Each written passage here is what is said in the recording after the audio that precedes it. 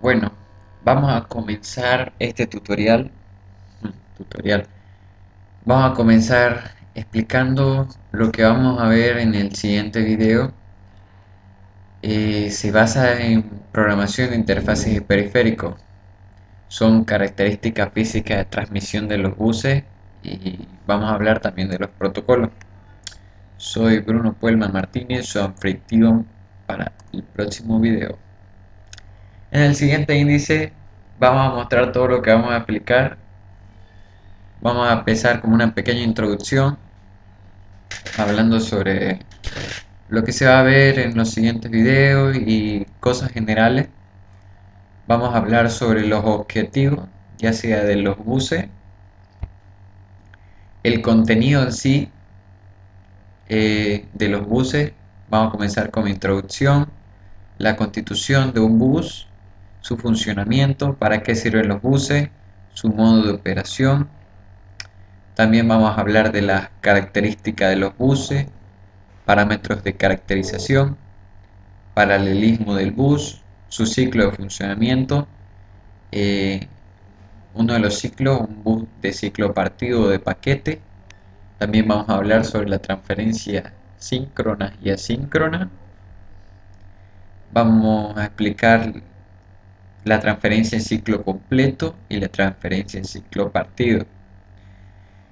Tenemos también la clasificación de las líneas del bus según su función, según su uso, según canales de señalización, según características eléctricas.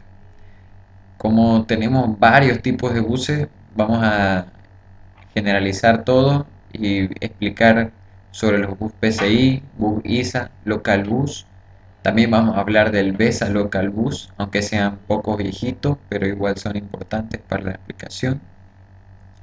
Están los bus EISA, bus MSA, bus AGP, bus SCSI. También tenemos los buses internos. Tenemos varios tipos de buses internos, del 0 al 5. Vamos a explicarlos gráficamente, paso por paso, qué constituyen y cuál es su función de cada uno de estos tipos. Por último, vamos a dar una conclusión breve y clara sobre lo que entendimos todos por buses. Pasando eso, vamos a explicar también lo del protocolo. Vamos a hacer una breve explicación como introducción sobre los protocolos. Vamos a explicar sus propiedades típicas. Vamos a hablar sobre los protocolos de comunicación, modelo de sistema de comunicación, conmutación de circuitos. También tenemos los protocolos de transferencia que vienen derivados de características de temporización, función, tipos de transferencia, los tipos de protocolo de transferencia, y con ello también vienen los controles de errores de transmisión.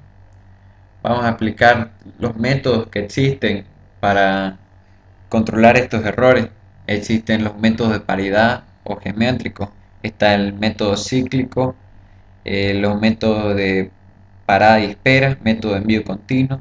Está el FEC, tipos de FEC, que lo vamos a hacer bien detallado y alargarlo un poco la explicación porque es muy bonito el tema. Están los códigos de concatenados de FEC. Está la paridad de baja densidad check. Está el código de redundancia cíclica y Viterbi, que es un tema interesante para desplayarnos un poco explicando. Vamos a hacer una gran cantidad de paso por paso de diapositivas para explicar bien cómo funciona Viterbi. Está también la sincronización de trama, las estructuras de la trama, dirección, información, secuencia de verificación de trama. También vamos a tener la recuperación ante los fallos y vamos a tener los protocolos orientados a bit y a carácter. No vamos a separar esos dos temas y vamos a explicar lo que es orientado a carácter y orientado a bit. Por último, vamos a dar una conclusión breve también y explicativa sobre todo lo que entendimos del protocolo, y eso es todo lo que vamos a ver en este video más adelante. Gracias.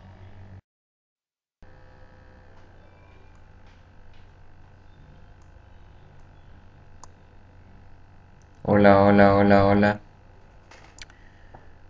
Bueno,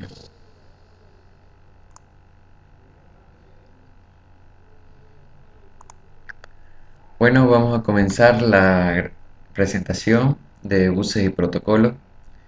Me presento, yo soy Bruno Pueblo de Martínez y vamos a comenzar explicando un poco de introducción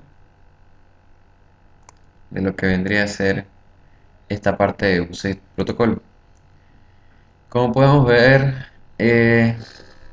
algo de cultura general, los elementos electrónicos que actúan en una computadora y los que se conectan dentro de una de ellas presentan toda una red de conexiones entre el procesador, la memoria y los demás dispositivos de entrada y salida, como podemos ver acá. Los demás dispositivos de entrada y salida, memoria y los demás dispositivos de red. Eh, Además de tener un conjunto de normas que hace que toda una conexión tenga un sentido lógico y un orden que permita el acceso a espacios específicos de forma que disminuyan los errores de transmisión. Bueno, a lo largo de este video yo te voy a explicar cómo interactúan los elementos, estos elementos, y bueno, que cómo hacen lo esencial para que permitan a la computadora funcionar y tenga un mejor rendimiento de estos elementos y cómo llegan a afectar a- al mismo computador. Por objetivo, tenemos los distintos tipos de buses. Podemos reconocerlos dentro de un computador como buses SATA, buses JATA, eh, los buses que conectan al, al disco duro, a la disquetera, etcétera. También vas a tener como presentación la función de los distintos tipos de buses, en lo que lo vamos a identificar en qué se caracterizan cada uno y cuál es su función. Vamos a tener un analizador para mostrarle cómo han evolucionado los buses durante a lo largo de la historia. Tenemos los tipos de transferencia que se encargan de, de mostrar, digamos, cómo transfieren los datos a partir de protocolos con reglas, tratando de hacer exitoso el envío. Y tenemos los protocolos, que vamos a identificar los posibles errores que pueden ocurrir durante la transmisión de datos, reconocer los protocolos utilizados para las funciones de transparencia. Comenzando por la parte de buses, en todo el contenido, vamos a hacer como una breve introducción explicando lo que es un bus. Vamos a decirlo que un bus es un sistema digital que transfiere datos entre los componentes de una computadora. Por así decirlo, el bus es la autopista de los buses, la autopista de los datos, perdón, dentro de la computadora, ya que comunica todos los componentes del ordenador con el microprocesador, por lo que es manejado y controlado desde el CPU. Como podemos ver, es todo controlado desde el CPU, ya sea desde el bus de control, bus de direcciones, bus de datos, mandando hacia la memoria o hacia los electrónicos de entrada y salida.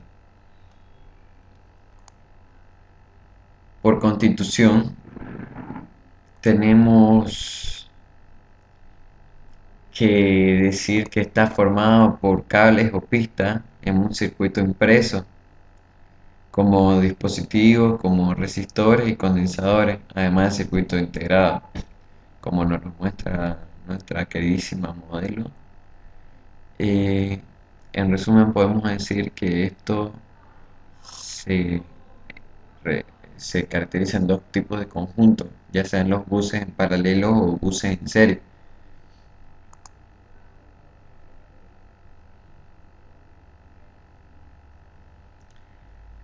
En la parte del funcionamiento tenemos lo que es un esquema en lo que estructural, como podemos ver en la figura clara, donde la unidad aritmética y lógica es donde se ejecutan las instrucciones de los programas. La unidad de control vendría a ser lo que un dispositivo para coordinar y controlar el funcionamiento de los elementos restantes del CPU, como podemos ver acá. La memoria es el lugar donde se guardan las instrucciones y los datos del programa. Aquí se pueden escribir y leer las veces que te dé la gana, o en realidad las veces que se necesite. La unidad de entrada y salida es la que se encarga de recibir información del exterior, como teclado, ratón, o también dar resultados al exterior, como el monitor, la impresora. Normalmente los CPU tienen un reloj interno que ayudan a la unidad de control a repartir su tiempo para todas las tareas que se necesita realizar. Hablando de los tipos de buses, vamos a explicar que se caracteriza en dos tipos de bus, el bus de datos y el bus de direcciones. El bus de datos es un sistema que transfiere datos entre los componentes de un ordenador. Este está formado por cables o pistas en un circuito impreso. Mientras que en el bus de direcciones normalmente es a las memorias.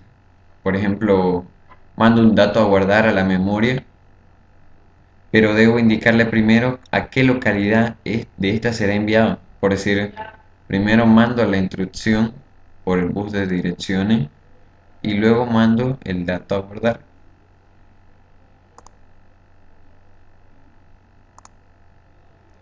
Pasando al modo operación, vamos a ver el siguiente esquema. Como podemos ver, que consta de un bus master y un bus esclavo. Estos se ven implicados en una transferencia al bus master, que inicia y dirige las transferencias al CPU, y el bus esclavo obedece y entra las peticiones del master. Como podemos ver, el esquema es muy sencillo, fácil de entender, no hay donde complicarse. Pasando a las características de los buses, tenemos los parámetros de caracterización. Vamos a hablar la capacidad de conexión, que son los números máximos de dispositivos conectables. Vamos a hablar de longitud de bus, que es la máxima distancia que puede separar a dos dispositivos conectados. Están los anchos de bus, que son los números totales de línea. Están los anchos de datos, que son los números totales de líneas para datos. Están los anchos de banda, que son el caudal máximo de información que pueden transmitirse. Normalmente estos de ancho de bus, de datos y de banda no se puede ver porque se trabaja internamente. Entonces, demostrar gráficamente como ancho no sería algo, no sé. Por protocolo de transferencia o de sincronización podemos decir que es un método utilizado para sincronizar el master y el slave, como antes decíamos. Tenemos los protocolos de arbitraje. Es un método que se utiliza para la resolución entre los problemas de conflictos de acceso por varios máster. Su misión es coordinar entre todos ellos para que trabajen de una manera ordenada. Para la siguiente parte tenemos los paralelismos de buses.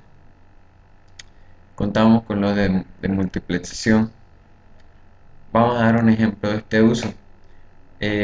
Un ejemplo es comunicar las direcciones de memoria entre el microprocesador y la memoria, por decir en su forma física del chip.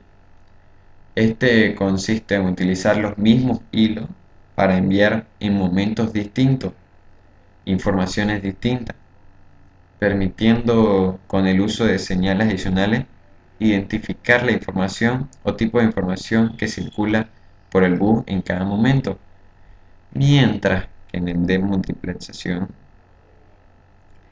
este está formado únicamente por un par de hilos, por lo que circula la información de bit a bit. Durante el envío es necesario dividir la palabra en bit para así como realizar un agrupamiento de estos bits para formar una palabra de la recepción. Siguiendo el ciclo de funcionamiento de esto, tenemos lo que son las distintas ranuras.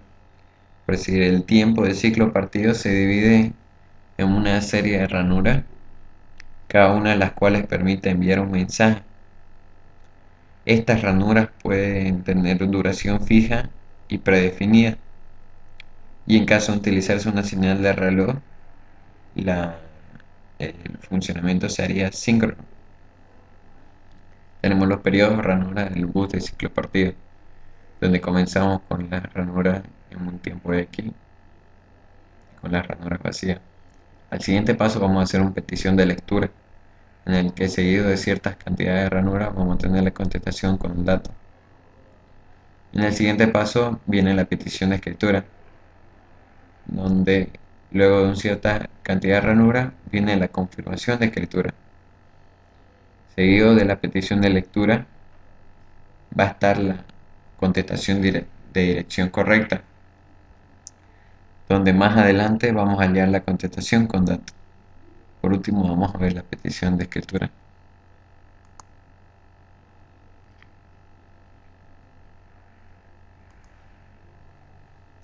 Viendo la transferencia de datos, tenemos lo que serían transferencia en ciclo completo y transferencia en ciclo partido. Bueno, siguiendo con la transferencia de datos, vamos a explicar lo que es transferencia en ciclo completo y transferencia en ciclo partido. Sabemos que el tiempo de ciclo partido se divide en una serie de ranuras, cada una de las cuales permite enviar un mensaje.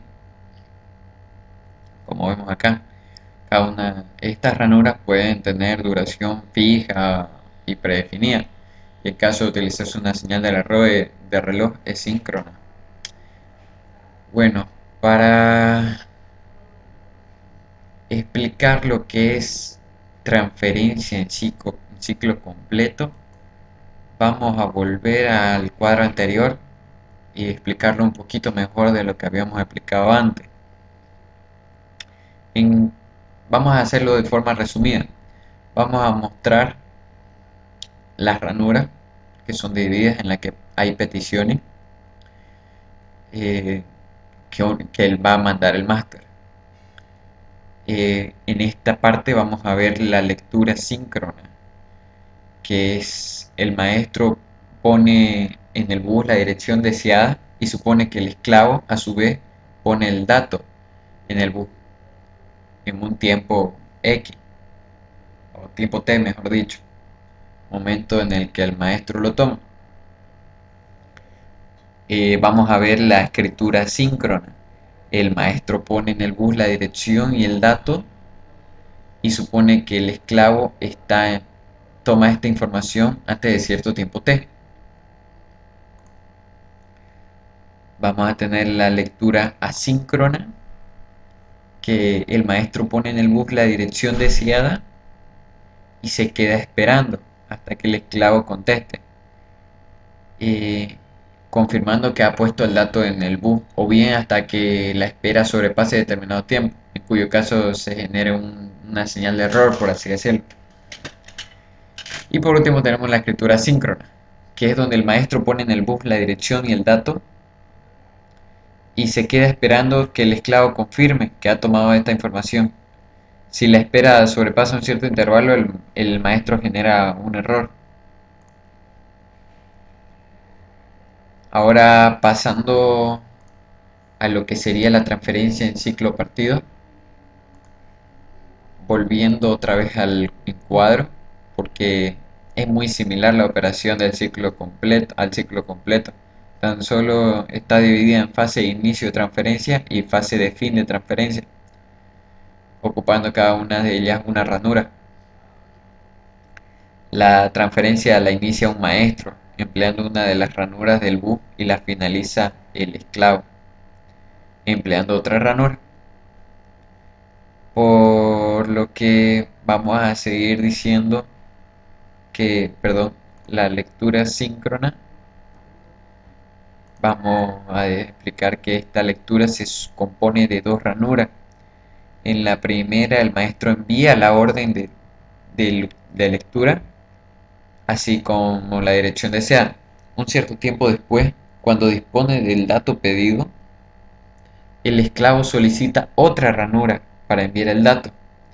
Después de un X tiempo de espera, sin contestación, se genera una señal de error. Eh, Tenemos la escritura síncrona también. Es una única ranura. El maestro envía el dato y la dirección. Tenemos la lectura asíncrona. La lectura asíncrona puede ser igual a la síncrona anterior, pero en algunos casos se utiliza una ranura adicional para comprobar que la dirección es correcta o se ha generado algún error o algo así. Por último, tenemos la escritura asíncrona, que se utiliza una ranura para que el maestro envíe la dirección y el dato, y una segunda ranura para que el esclavo confirme que ha realizado la operación de escritura. Con eso pasaríamos a tener explicado lo que sería una transferencia en ciclo completo y una transferencia en ciclo partido. Como podemos ver, ya una vez explicado, tenemos el delimitador de encabezado y el delimitador de fin. Como habíamos dicho antes, cada una contiene una ranura. Y en la transferencia de ciclo completo tiene un bit de arranque y un bit de parada. Pasando a lo que sería la clasificación de las líneas de bus, según su función, tenemos lo que es la línea de datos, o podemos llamarlo bus de datos, que es la que transmite los datos. Tenemos la línea de direcciones, que es se lo conoce como bus de direcciones, que es la fuente o el destino de un dato. Tenemos las líneas de control, que es el bus de control, que gobiernan el acceso y el uso de las líneas de bus. Tenemos las líneas de operación, que determina el tiempo de operación que debe realizarse el esclavo. Tenemos las líneas de sincronización, que determinan el comienzo y el final de cada transferencia. También tenemos las líneas de arbitraje, que determinan quién puede usar el bus. Como vemos el cuadro, contenemos un reloj que va a mandar a las unidades de control a quién va a ser el a quién va a usar el bus, donde va a ser el registro el que manda a la unidad aritmética lógica. Desde el puerto de entrada y salida vienen los puertos hacia las bus de direcciones y los bus de datos de control.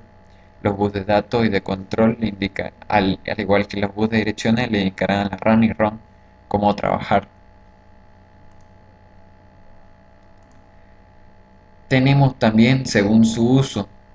Según su uso, contenemos las líneas dedicadas y las líneas multiplexadas. Las líneas dedicadas tienen asignada una única función, eh, que es realizar durante su línea de tiempo lo que le manda el bus de direcciones y el bus de datos, mientras que en las líneas multiplexadas realizan distintas funciones a lo largo del tiempo, que ya sea una dirección de un ciclo, va a ser un ciclo y el dato va a ser el segundo ciclo. Cada ciclo va a contener un tipo de dirección o de dato. mientras que las dedicadas ocurren en una sola función. La ventaja puede ser que el menor del número de líneas ahorra espacio y tiene un menor costo también. La desventaja podría ser una circuitería más compleja y tendría menor rendimiento. Eh, entonces, vamos a seguir con los que es clasificación de las líneas de bus según canales de señalización. En banda, comenzamos a clasificarlos por en banda o fuera de banda. Los bits de control, por así decirlo, son enviados por el mismo canal que los bits de datos. Cuando el microprocesador usa esta clase de buses, se los denomina de tipo von Neumann. La desventaja de esto sería la rapidez de transferencia limitada. Otra desventaja sería el retardo entre la entrada de la dirección y la conexión. Otros problemas podrían ser solucionados usando la señalización por canal común.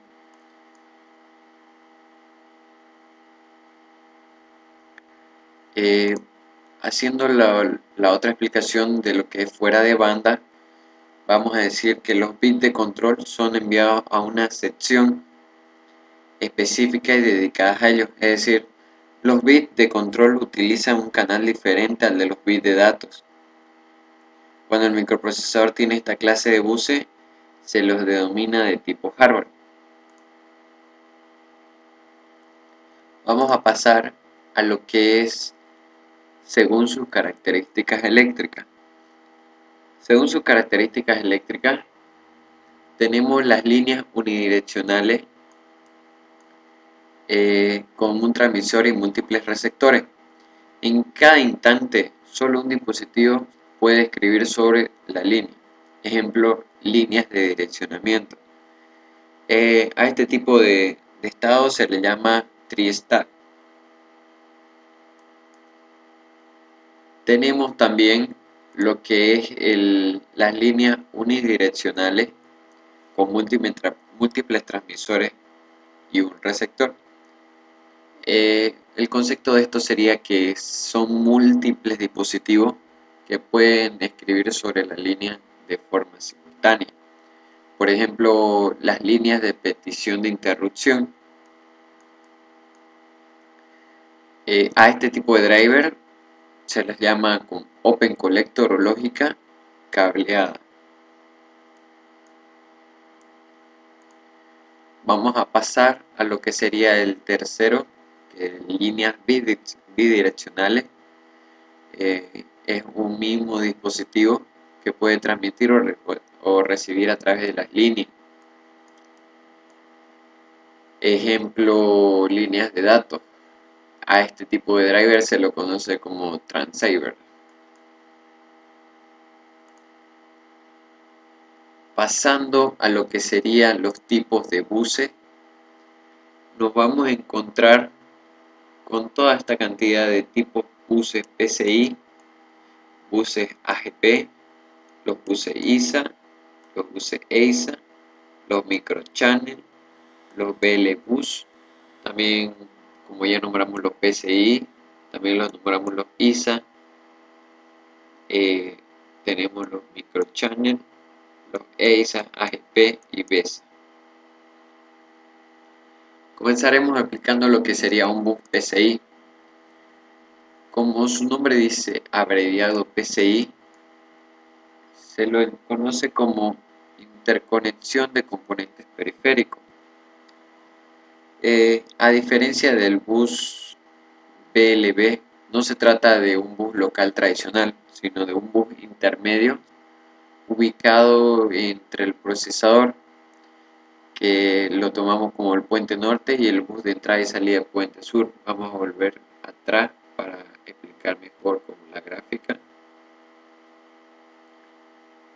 en la que nos mostraba el puente norte y el puente sur. Según la teoría nos indica que esta es un bus intermedio que está ubicado entre el procesador norte y el procesador sur.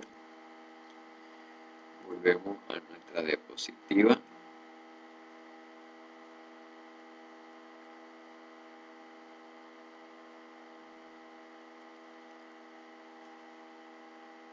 Con la llegada de este nuevo bus automatizado en todos sus procesos, el usuario ya no tendría que preocuparse más de controlar las direcciones o las tarjetas o de otorgar interrupciones.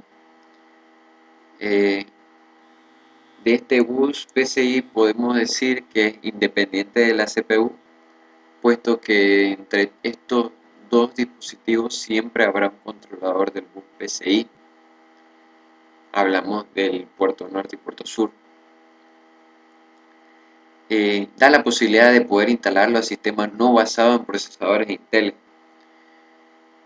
Las tarjetas de expansión se pueden acoplar a cualquier sistema, esa es una ventaja que se le otorga. Pueden ser intercambiadas como se quiera, tan solo los controladores de los dispositivos tienen que ser ajustados al sistema anfitrión. O sea, estamos hablando del host correspondiente al CPU. Su velocidad no depende de la CPU, sino que está separada de ella por el controlador del bus. Tenemos lo que es un PCI Express, tenemos un PCI X y tenemos un PCI normal. Acá podemos ver físicamente cómo hablaríamos de un PCI Express, cómo sería un PCI normal y cómo consta de un PCI X.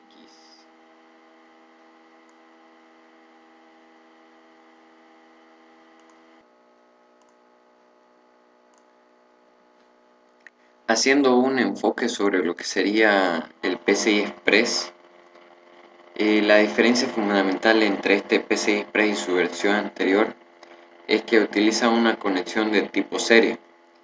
Este paso, que ya lo hemos visto en otros dispositivos como los discos duros que pasaron de PATA a SATA, permiten mayores velocidades y no existen caídas de rendimiento al conectar varios dispositivos al mismo equipo.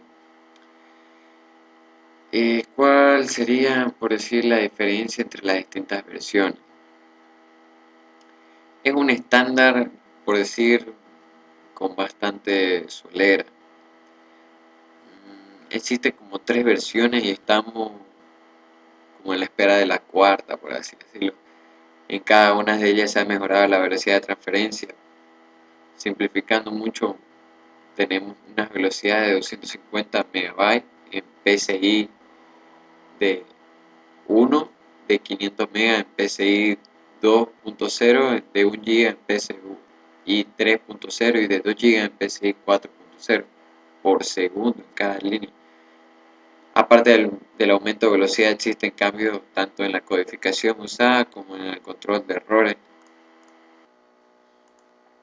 Ahora, hablando sobre los PCI X, podemos hacer un enfoque y decir que la diferencia que existe con los PCI normales es que el PCI trabaja con 32 bits y a 33 MHz y el PCI X trabaja a 64 bits de 100 o 133 MHz.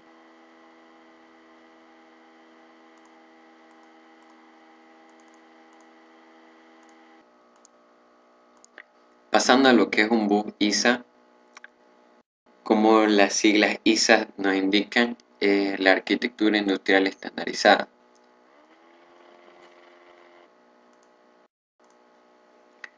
Se habla de los estándares industriales o del bus ISA pensando en el bus AT de 16 bits. De todos modos, absolutamente este preconcepto no es lo mismo, adecuando a que la denominación ya se empleaba en los tiempos del XT o de IBM y por razones muy válidas.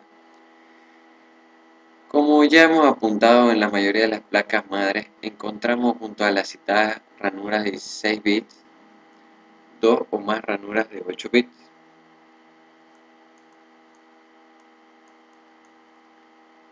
Ello se debe a la ambición de economizar. Podríamos pensar que sería tacañería de ellos mismos o del fabricante obviamente. Pues la introducción de tarjetas de 8 bits es naturalmente posible en los slots de 16 bits, pero desde hace poco se hace cada vez más común la utilización en los CPU de 32 bits. Pueden emplearse sistemas de bus capaces de alcanzar cotas de transmisión de datos muchísimo más elevadas. Esto actualmente ha quedado completamente obsoleto, siendo, por decir, encontradas en algunas placas madres antiguas debido a que para lo único que se utilizaba en el último tiempo era para poder conectar la disquetera. Algún medio que ya quedó obsoleto para nosotros mismos. Pasando a lo que sería Local Bus. Visto los resultados de los intentos fallidos para renovar y sustituir al bus ISA, surgió este tipo de bus con un concepto de bus diferente a los otros existentes. Su mayor conciliación y aprovechamiento lo tuvo en el área de las tarjetas gráficas, que era la que más desfavorecidas quedaron con los anteriores buses y velocidad. Como podemos ver, como trabaja de 32 bits o 64 bits según el local bus. Pasando a lo que sería el BESA, podríamos decir que no se arriesgó a padecer otro intento fallido con los de EISA o MSA y no quiso sustituir a LISA, sino que lo complementó.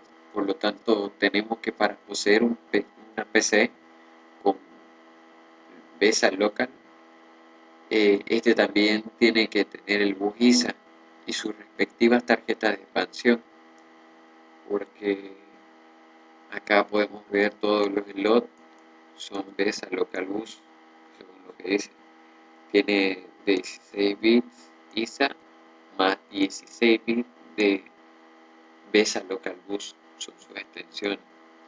Sabemos, como acabamos de decir, que necesita para extensiones BESA local bus tener los ISA como complemento.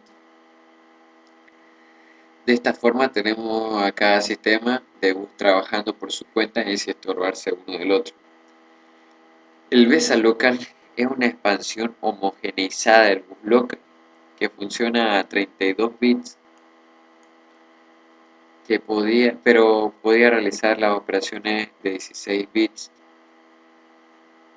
El comité BESA presentó la primera versión del BESA local con una integración y compenetración con el procesador que se extendió rápidamente por el mercado. Esta nueva especificación comprende los 64 bits posibles direccionales del procesador, todos mandando al procesador, control, con la compatibilidad de la anterior versión de 32 bits. Por eso tenemos que una de 32 o 64 bits. Su velocidad y la cantidad de ranuras de expansión se aumentó y se estableció en 3 ranuras de funcionamiento a 40 MHz y 2 a 50. Pasando a lo que sería el bus EISA, como en las siglas EISA, que vendría a ser algo así como la arquitectura industrial y estandarizada y ampliada. En la práctica podemos decir que el bus EISA no es sino una prolongación del bus AT, desarrollada por los fabricantes de computadoras más importantes del mundo, a excepción de IBM, a fin de integrar los cada vez más importantes retos planteados por los procesadores de 32 bits, que eran la sensación. El bus EISA es un bus de 32 bits auténtico, Esto significa que los 32 conductos de datos de su CPU están disponibles para el slot de expansión correspondiente. El índice notablemente superior de transmisión de datos no es la única ventaja que lo caracteriza. Hay un rasgo muchísimo más importante y habitualmente menos tomado en cuenta, que es la capacidad multiusuario. Vamos a explicar qué sería esto más o menos. Es la posibilidad de acceso común de varios procesadores a un mismo bus, con lo cual los problemas como la configuración de una computadora en paralelo a través de la tarjeta de CPU tendrían fácil solución. Como vemos en esta imagen, trabaja con los 32 bits, como estábamos indicando, que se utilizan como expansión. Grandísima ayuda la que ha sido la colaboración con la capacidad multiusuario. Pasando a lo que sería el bus MCA, que significa Microchannel Architecture, perdón por mi English, también llamado microcanal. Era una arquitectura diseñada con el objetivo de poder interconectar futuros microprocesadores así y adaptarse a la velocidad de respuesta de los periféricos conectados. A este tipo de bus con la capacidad de autoconfigurarse y satisfacer las necesidades de los sistemas operativos multitasking, ha sido de muchísima utilidad productiva, ha sido con mayor tiempo de vida para los PC.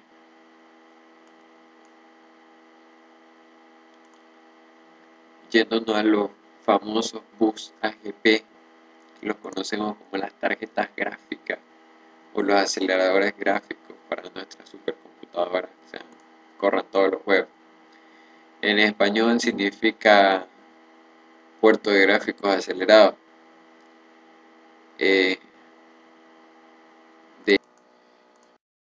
De esto se lanzó para los chips Super 7, con el objetivo de administrar los flujos de datos gráficos que se habían vuelto demasiado grandes como para ser controlados por un bus PCI. El bus AGP se conecta directamente al bus frontal, que sería el procesador, y utiliza la misma frecuencia, es decir, un ancho de banda más elevado. Tenemos acá el ejemplo de un bus AGP, una tarjeta AGP demasiado bonita, debe ser un GeForce. Yo tenía una parecida, pero antes venían con una memoria de 64 MB, cosa que no corría demasiado maravilla. Acá podemos tener los bus AGP de 1X, existía también de 1X, que funcionaba con una frecuencia de 66 MHz, a diferencia de los 33 MHz del bus PCI, lo que provee una tasa máxima de transferencia de 254 MB.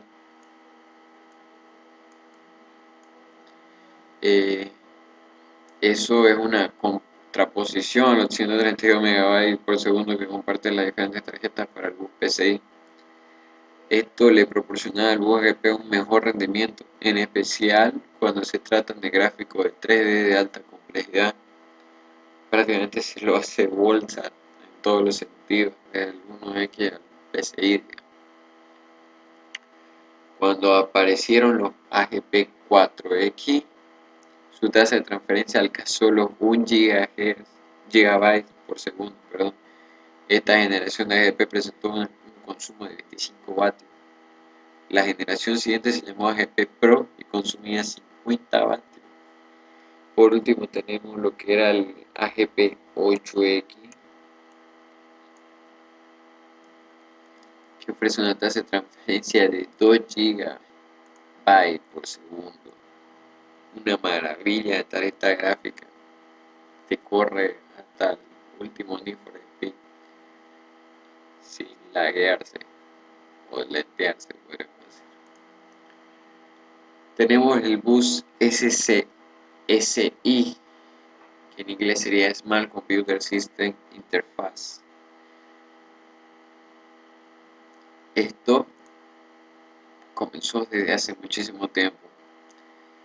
Se desarrolló su propio sistema de entrada y salida, denominada SASI, Sugar Associated System Interface, que, dado su éxito y su gran aceptación comercial, fue aprobada por ANSI hace hartísimo, por no decir el año, para que no nos sorprenda. El SCSI no se conecta directamente a la CPU, sino que se utiliza de puente uno de los buses anteriormente mencionados. Se podría definir como un subsistema de entrada y salida, en este caso inteligente. Este se podría definir como un cumplido y bidireccional.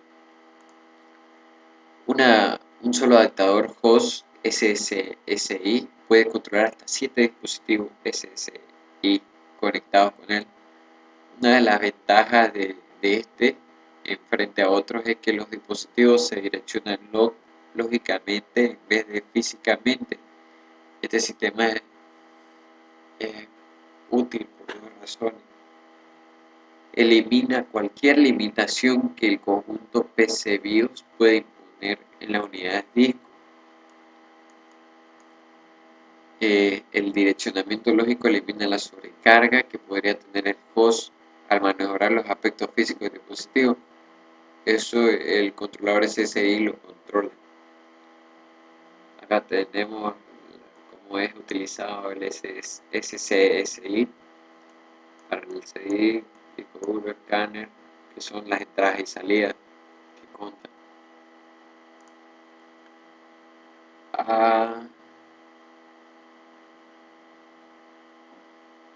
Bueno, diciendo lo que sería como único objetivo o único iniciador, es que es el más común. El iniciador es un adaptador que es una ranura de un PCI y el objetivo es el controlador del disco duro.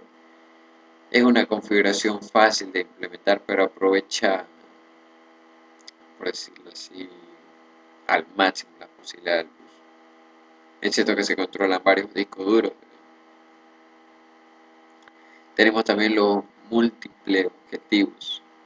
Tenemos los únicos y los múltiples, que son menos comunes y raramente implementados, pero es bastante parecido al anterior, excepto que se controla diferentes tipos de dispositivos de entrada y salida, como acá veíamos lo de CD-ROM y disco duro y escáner. Por último tenemos el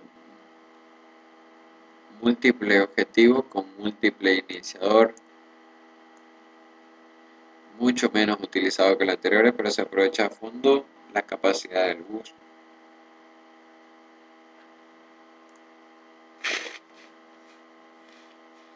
Pasando a lo que sería tipos de buses internos, vamos a decir que en todo el computador existe toda una amplia gama de necesidades de comunicación que necesita los elementos internos de las plantillas que contienen hasta los grandes módulos o unidades que las dividen. Acá vamos a comenzar a ver que se divide en 6 tipos de buses. Vamos a comenzar por el bus tipo 0.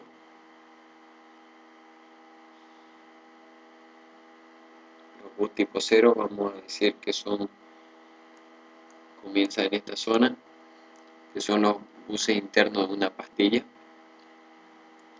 Vamos a pasarnos los bus tipo 1, que serían los buses para la conexión de componentes. Vamos a pasar a los buses tipo 2, que sería el panel posterior. Vamos a pasar al bus tipo 3, que va a generalizar lo que sería el sistema. El bus tipo 4 pasaría a ser lo que es entrada y salida. Y el bus tipo 5, tipo 4 también, bus tipo 5, llegaría a ser la serie. Hablando en pocas palabras, lo que sería un bus tipo 0. Los bus tipo 0 son los que utilizan internamente la pastilla de circuito. Acá vemos que serían pastillas estas cosas, que la dibujé como sea. El usuario no tiene acceso a ellos, solo tiene cierta importancia la anchura de los mismos, puesto que es la determinante de la capacidad de trabajo paralelo de las pastillas correspondientes.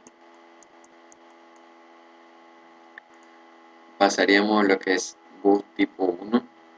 En el bus tipo 1 es el bus de interconexión de los componentes de una placa o circuito impreso. Como vemos acá. En los buses tipo 2, estos buses sirven para interconectar las distintas placas de un módulo, formando lo que se llama el panel posterior. La práctica totalidad de las computadoras actuales se componen de un solo módulo, lo que no existe bus de nivel 3, y este bus se convierte en el bus del sistema, digamos. Pasamos a lo que es buses de tipo 3. El bus de tipo 3 o bus del sistema, como lo sabemos llamar, permite interconectar diversos módulos del computador. Como vemos y decíamos anteriormente, no existe el bus de nivel 3, solo que este se pasa a convertirse en el bus del sistema. Generalmente son los que coinciden del nivel 2 y 3. La gran diferencia entre los tipos 2 y 3, entre el 2 y 3, es que la distancia que debe tener el bus, que puede llegar a los 10 metros en el tipo 3. Ello obliga a tratar este bus como una línea de transmisión. Además, es muy frecuente que el bus de tipo 3 exija unos repetidores bus para pasar de un panel posterior a otro. Pasando a lo que es un bus de tipo 4, podemos decir que forman los buses paralelos para la conexión a periférico. En realidad se puede considerar 4 situaciones que a veces pueden ser simultáneas para el mismo computador. En la primera, los controladores de los periféricos. Hablando de los buses de tipo 4, haciendo un resumen breve, vamos a decir que son los que forman buses paralelos para conexiones a periféricos, como ya habíamos dicho, y estos se pueden dar simultáneamente en cuatro situaciones. En la primera, los controladores de los periféricos se conectan directamente al bus del sistema, que son los buses tipo 2 y 3. En la segunda se dispone de un bus especial para la entrada y salida, como un canal de 370 dBm, como es el Unibus en el caso de la arquitectura Apache, o como son los buses PCI o EISA de una computadora personal. La tercera consiste en diseñar un bus reducido, o sea, un derivado del bus del sistema, que permita la conexión en paralelo de una serie de periféricos específicos. Por último, tenemos la cuarta, que consiste en emplear un bus paralelo de conexión periférica, de acuerdo con una norma preestablecida. La diferencia en el caso anterior es que ahora no se trata de una versión reducida del bus del sistema, sino de una configuración que puede ser muy distinta. El ejemplo clásico del puerto paralelo o Centronics, previsto para la conexión de impresoras, es el bus IEEE 488, que es previsto para la conexión de instrumentos de laboratorio de computadoras o los buses SSI o EIPI para conexiones de disco. Por último, tenemos el bus tipo 5. Este tipo de bus suele construir el tipo más elemental del espectro de las comunicaciones del sistema informático. En pocas palabras, es la clave. porque esto emplea para cubrir las mayores distancias. El bus serie puede ser simple o doble. Acá tenemos una doble. El simple puede permitir la transmisión en un solo sentido o en ambos sentidos de forma alternativa semi-duplex. El doble permite la transmisión en los dos sentidos simultáneamente, que se podría decir full duplex. Un ejemplo de este sería el bus de serie, que es el bus USB, famosísimo USB que nos quedamos con él. En conclusión, podemos decir que la progresión que podemos apreciar es que actualmente los buses están en un proceso de transición de paralelo a serie. Esto debido a que es más económico al utilizar un número menor de líneas. Al no disponer de distintas líneas muy próximas se evita el ruido cruzado, es decir, una posible modificación del envío de los datos, debido a que la señal de una línea puede interferir sobre las líneas más próximas. Eso sería un fallo grandísimo para el envío de datos. Esto porque elimina el skewing también. Son los datos de algunas de las líneas que pueden llegar retrasadas respecto a las otras.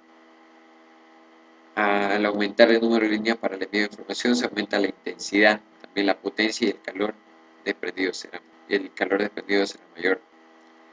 Además de todas estas ventajas, la última generación de buses responde a las necesidades de un gran número de usuarios que requieren velocidad, versatilidad, facilidad de uso, etc. Por ejemplo, el bus USB cuenta con la ventaja de ser serie. Utilizamos el plug and play, el hot plugin, una gran escalabilidad, etc. En conclusión, el USB permite disminuir los costes de los dispositivos periféricos. Al no requerir tarjetas adicionales ni transformadoras de energía, simplificar su instalación al no tener que configurar cada dispositivo y utilizar un mismo conector para todo y acceder a mejores prestaciones dada la mayor velocidad del bus comparada con la puerta serial y paralela, USB sigue una especificación muy reservada, orientada a la comunidad de los usuarios y la facilidad de manejo por personas sin formación técnica.